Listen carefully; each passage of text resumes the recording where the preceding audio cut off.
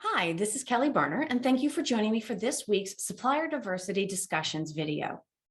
Now, as I've shared, I have learned so much since the start of this project, but I think my favorite thing about this particular LinkedIn Accelerator project are the new people that I've met.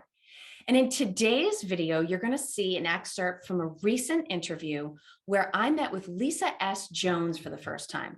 Now, Lisa is the CEO of iMail, but that doesn't mean she's the chief executive officer. She is actually the chief iMail officer.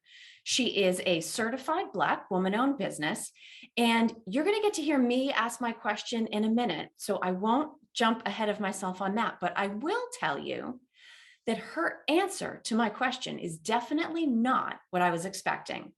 So let me share a piece of that interview that I did with Lisa. Now, when you think about the points of contact, whether they're in supplier diversity, just in procurement, or if they're C-level executives, when you think about the people that do the best job understanding your value proposition and being able to leverage your strengths on behalf of what they're trying to achieve, what types of characteristics do those people have? What are the sort of tricks of the people who really get it and can translate, like what iMail does, into something that they're trying to accomplish for themselves, either internally or externally? That's a wonderful question. And the answer to that are people that are change agents that are open to change. I call them change agents because they're open to new possibilities. They're open to innovation. They're open to experiment. And you know, in corporate America, we're the culture is risk adverse. Yes. Oh, I don't want to make a mistake. If I make a mistake, oh my God, that's like the end of the world. But the companies that embrace change are the ones that say, you know what, we're going to learn something. We're going to learn how to do something better if we keep going down this road. And those are the companies that make it. In terms of the leadership of who that generally represents, I've seen it at the CEO level where the CEO says, take the meeting with Lisa. Whatever, they might just take me on and take the meeting with her. They have to take it. Or I've seen it where it's a chief procurement officer and he makes the introduction. I've also seen it where supplier diversity is active and they really care and want to make a difference and they'll make the introduction. I've also seen it where supplier diversity is like, well, just register in the portal and leave me alone. Okay, I've seen that. I have a scenario just right now where I've gone through supplier diversity for 3.5 years for this particular brand that I love. Zero, crickets, nothing. I could send a message on LinkedIn, you know, about something they did. I could see them at an awards gala and speak to them in a chat. Crickets, 3 years. They got capabilities overview. I've registered in the portal, nothing. I sent one message, in this case, to the CEO of the company, thanking them for something that they did that I thought. I told him how it impacted my life. And I asked him, what do you do when you have that right product, the right time, the right execution, but you don't have the access? Would you be willing to invest? Because I used to say, would you be willing to make the time? It's not about making the time. Would you be willing to invest in an introduction? You know, it's the formatting of the words that you choose. And next thing I know, I hear from somebody else in his supply chain, just like that. One email. But look at how 3 years I said I went through supplier diversity. And they said nothing. You are not that busy.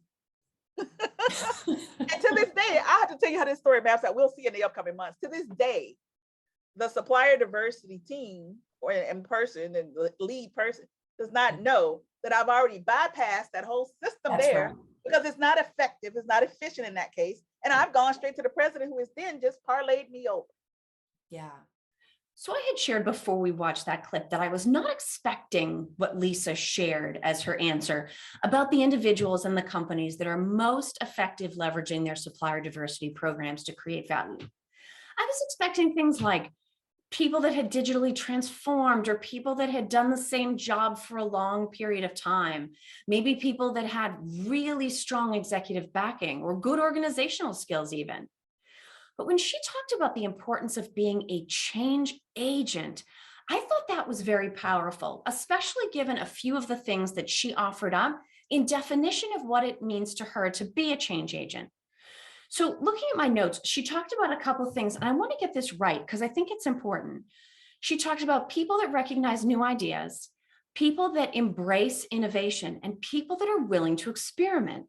Now, what that means, and which she did go on to comment on, is that if you're willing to experiment, you also accept that sometimes you're going to fail, and that's okay. We can't be right and perfect all the time. We still have to take a chance where we think that the ROI is there. Now, the other powerful thing about what she shared is that she didn't talk about title. She didn't talk about rank. I mean, she certainly mentioned CEOs, but she made the point that the person who's the change agent doesn't have to be the same person that actually gets the work done. Sometimes change agent is just the person that makes the decision to do something new, which means that every single one of us either has the power to make the decision to do something new, the ability to lead and drive that change, or both. So the question that I will leave you with today is, are you a supplier diversity change agent? And if that's not a role that you've purposefully embraced in the past, what might you do to bring more intention and experimentation and innovation and an openness to change to your company's supplier diversity program?